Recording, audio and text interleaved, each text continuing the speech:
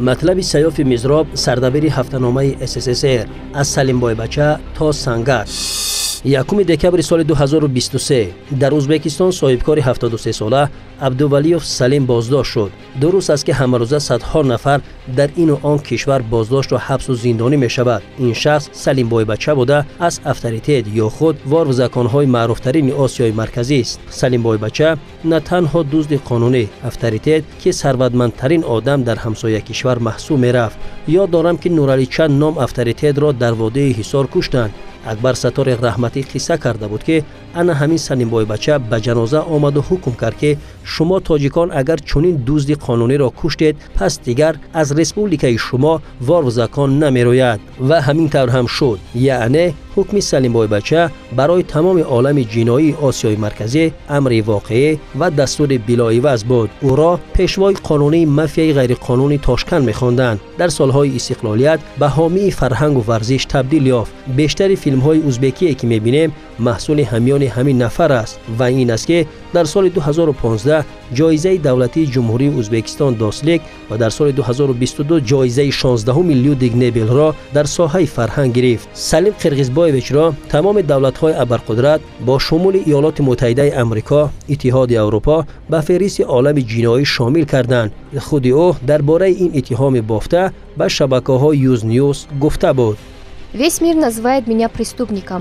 Какой я вам преступник? Я меценат и честный бизнесмен. ولی به نظر می رسد که با به حبس گرفتن سلیم بایبچه البته در داخل ناخنک بیزنسمن پاکوجدان ارائه وار و زکانها در آسیای مرکزی برهم ریخت.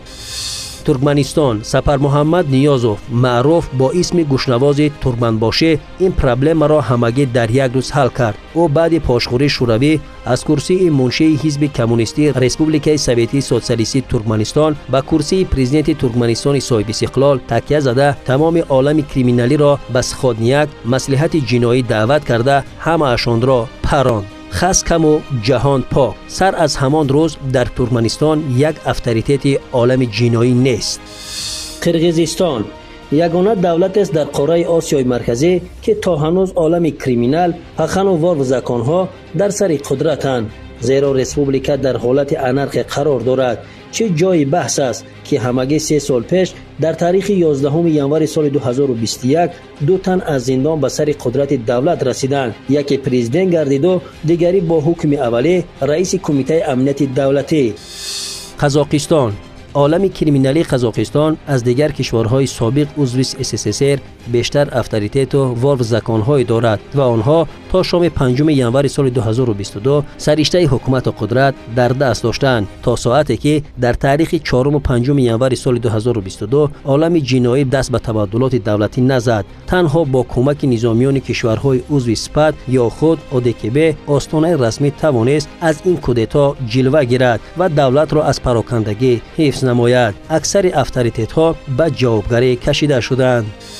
تاجیکستان باور نکردنی است ولی مز عالم جنایی از نخستین نهاد گردید که پس از فلاشوی حکومت پرزیدنت رحمان نبیوف و فرار او به خوجند پس از امضای استعفایش زیر میل ترسی یک کریمینال دیگر با نام ملاغفار به میدان ریزد از حکومت کنستیتوسیونی پشتیبانی کند و صد راه خونریزی گردد. خیمه‌زنی غفارصدای میرزایوف، یعقوب سلیموف، اسمتچی نامی که از افطاریتیدهای عالم جنایی محسوب می‌رفتند در بین دو میدان شهیدان و آزاده و دعوایشان که اگر تاجیک را کشتنید پس از ما سر کنید نخستین گام وطن پرستی جنایتکاران گردید.